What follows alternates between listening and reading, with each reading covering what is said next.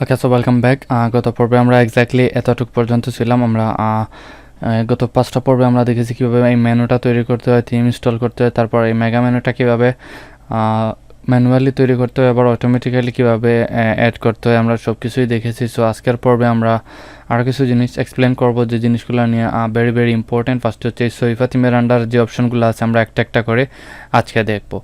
যেমন আমরা যদি থিম সেটিংয়ে যাই, আমরা জানি যে প্রত্যেকটা থিমের কিছু ডিফল্টস কিছু থিমস থাকে। সো ওই থিমসগুলো আমরা করতে হবে, আমাদেরকে কী বলে ওইগুলোকে আমরা দেখতে হবে, ওইগুলো আমরা এডিট করা শিখতে হবে। প্রত্যেকটা থিমের আলাদা আলাদা আছে। সো আমরা যখনই রিফ্রেশ করলাম এটা দেখাচ্ছে যে error establishing a database connection. The either means that username or password information in your wp-config.php is incorrect, or we can't contact the database server at localhost. This could you mean your host database server is down.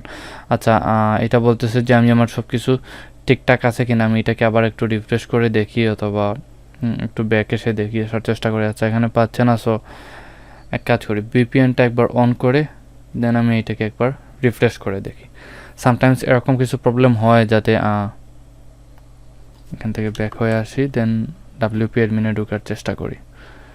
আচ্ছা, এটা হচ্ছে না। So আমি আবার ওকে, so আমি এখানে আবার এইটা অফ করে দিলাম। আসলে একটু আমি okay, let me pause the video and solve this problem. Okay, so এটা হয়তো কেসিং জানিয়ে কোনো প্রবলেমের জন্য হয়েছিল। সো আমরা এখান থেকে যে সৈফা আন্ডারে যে থিম সেটিংস নামে একটা অপশন আছে, এটাতে ক্লিক করব।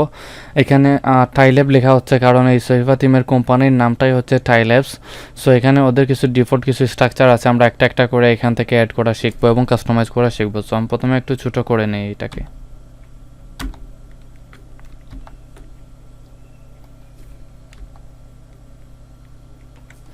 ওকে, সো আমি এতটুকু করেই নিলাম।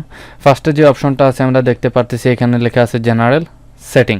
ওকে, জেনারেল সেটিংয়ের আন্ডারে ফার্স্টে যে অপশনটা এখানে আছে হচ্ছে time layout, theme layout. Theme লেআউটটা হচ্ছে আমরা যে ফার্স্টে দেখেছিলাম যে থিম ফরেস্টে যাওয়ার পর আমাদের থিমের 3টা অপশন আছে, একটা হচ্ছে বক্স, একটা হচ্ছে ফুল এবং আরেকটা হচ্ছে ফ্রেম।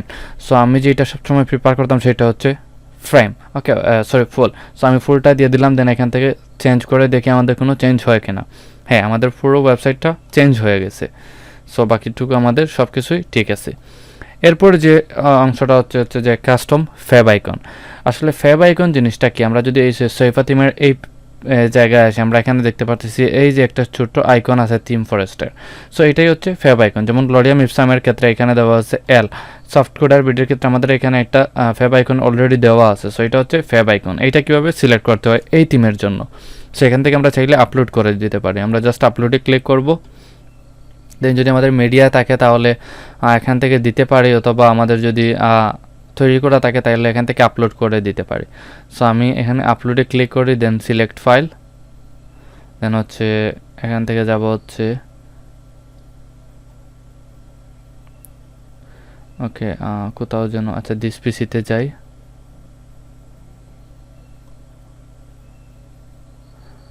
এই যে লোকাল ডিস্কে ক্লিক করি, আসলে এখানে না, এই ইমন এফ এটাতে ক্লিক করি, ইমনস একাডেমি। দেন হয়তো আসলে অল কোর্সেসে যাই, কোর্স ইমেজে যাই, নাই এখানে নাই। আসলে কোথায় যেন কিছু ইমেজ আমি রাখছিলাম, আসলে ওইগুলো খুঁজে পাচ্ছি না। সো একটু দেখে নিই। এই যে এই দুইটা আমি এখান থেকে আপলোড করে দিচ্ছি। সো একটা হচ্ছে আমাদের লোগো, আর একটা হচ্ছে এটা হচ্ছে যে আমি আপলোড করে দিই, এটা হচ্ছে আইকন। সো ফ্যাব আইকনটা আমি আপলোড করে দিলাম। দেওয়ার পর এখানে যে কাস্টম গেবেটার মানে হচ্ছে লগো। সো আমি লগোটা এখান থেকে আপলোড করে দিই। এই যে লগোটা আপলোড করে দিলাম। এরপরে বলতেছে যে অ্যাপল আইকন, অর্থাৎ অ্যাপলের যে ডিভাইসগুলো আছে ওই অ্যাপলের ডিভাইসগুলোতে আপনার কোন লোগোটা শো করবে, কোন আইকনটা শো করবে, ওইটা চাইলে আপনি এখান থেকে সিলেক্ট করে দিতে পারেন। সো আমি সব ক্ষেত্রেই একটাই লোগো সিলেক্ট করে দিচ্ছি। দেন হচ্ছে আপলোড রেটিনা আইকন। ওকে, রেটিনা আইকন এটাও সিলেক্ট করে দিচ্ছি। দেন হচ্ছে অ্যাপল আইপ্যাড আইকন, আইপ্যাডে কোনটা আইকনটা শো করবে, আমি সেম আইকন সিলেক্ট করে দিলাম। দেন হচ্ছে Apple iPad retina icon, Apple iPad retina, আর রেটিনা আইকন আর Apple iPad icon both are same. So আমি সিলেক্ট করে দিলাম। ওকে, সো এবার যদি আমি এটাকে সেভ চেঞ্জেস করে দেই এখান থেকে, এবং এই পেজটাকে যদি আমি এখানে রিফ্রেশ করি, হয়তো সাথে সাথে চেঞ্জ নাও দেখতে পারি, কিন্তু কিছুক্ষণ পর আমরা এখানে চেঞ্জটা দেখতে পারবো। ওকে, সো এরপরে যে অপশনটা আছে এখানে হচ্ছে যে time format for blog post. Okay, এখানে আছে টাইম এগো ফরম্যাট। টাইম এগো ফরম্যাটের মানে হচ্ছে আমি যদি এখানে আসি এবং এই যে কোনো একটা ব্লগ পোস্টের উপর ক্লিক করি, এই যে এখানে দেখা যাচ্ছে যে 3 আওয়ার্স এগো এটা পাবলিশ হয়েছে। সিমিলারলি এটা হচ্ছে এত তারিখে পাবলিশ হয়েছে, এইটা এত তারিখে পাবলিশ হয়েছে। সো আমি যদি একটু ব্যাকে আসি, আসার পর এখান থেকে যদি আমি ট্র্যাডিশনালে সেট করে দিই এবং আমি এখান থেকে সেভ চেঞ্জেসে করে দিই, তাহলে একটু যদি এখানে এসে রিফ্রেশ করি, কি দেখতে পাবো? ওকে, সো ট্র্যাডিশনালে ক্লিক করার পর এই যে দেখুন মার্চ 17, 2021 ডাইরেক্ট আমাদেরকে ডেটটা এখানে শো করতেছে। আবার আমি যদি এখানে ব্যাক এসে আসার পর আরও একটা অপশন আমরা দেখেছিলাম যে ডিজেবল করে দিলে ডেটটা এখান থেকে চলে যাবে। তো আমি প্রেফার করি টাইম এগো ফরম্যাট, এইটাই রেখে দিলাম। ওকে, এরপরে হচ্ছে লাইট বক্স। লাইট বক্স জিনিসটাকে আসলে আপনাদেরকে বোঝাতে হলে আমাকে একটা পোস্ট ওপেন করতে হবে। ফর এক্সাম্পল আমি এই পোস্টটাই ওপেন করি। যদি আপনার পোস্টের মধ্যে কোনো ইমেজ থাকে, আপনি যখনই ওই ইমেজটার উপর ক্লিক করবেন তখনই ওইটা কি বলে একটা পপ আপ হয়ে আপনার সামনে ওপেন হবে। এটাই হচ্ছে আসলে লাইট বক্সের কাজ। সো আমি যদি এখান থেকে লাইট বক্সটাকে এনেবল করে দিতে চাই, তাহলে এনেবল করে দিয়ে যদি শো লাইট বক্স অ্যারোজ এটার উপর ক্লিক করি, তাহলে আমি কি দেখতে পাই? একবার আমি সেভ চেঞ্জেসে ক্লিক করে সেভ করে নিই এবং এই পেজটাকে আমি রিফ্রেশ করে দিই। ওকে, সো রিফ্রেশ করে দিলাম এবং এই ইমেজটার উপর ক্লিক করি। আসলে এই ইমেজটা কাজ করতেছে না, আমি এক কাজ করি, এখানে এডিট পোস্টে ক্লিক করি। এডিট পোস্টে ক্লিক করার পর এখানে আমি কোনো না কোনো অপশন হয়তো পেয়ে যাব।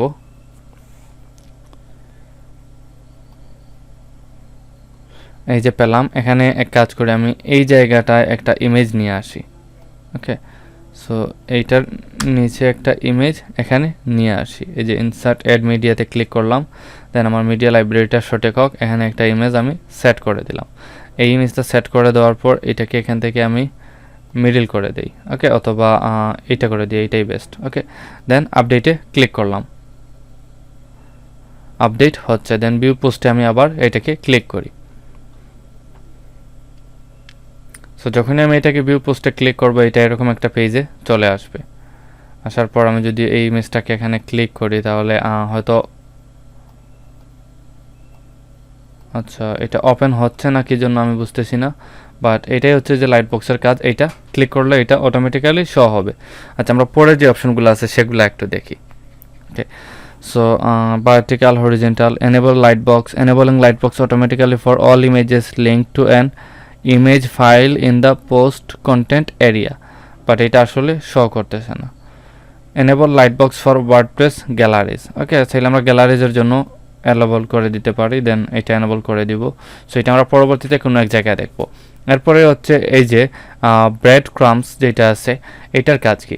এটা হচ্ছে আসলে এই যে আমরা এখানে এই পোস্টটা ওপেন করেছি, এখানে যদি আমরা একটু লক্ষ্য করি, আমাদের একটা জিনিস এখানে দেখা যাচ্ছে যে home/world/ দিয়ে আমাদের পোস্টের নামটা আছে। এই নামটা আমরা কিভাবে শো করবো? এখানে স্ল্যাশ যে দেওয়া আছে, স্ল্যাশের জায়গায় কি আমরা অন্য কিছু অ্যাড করব?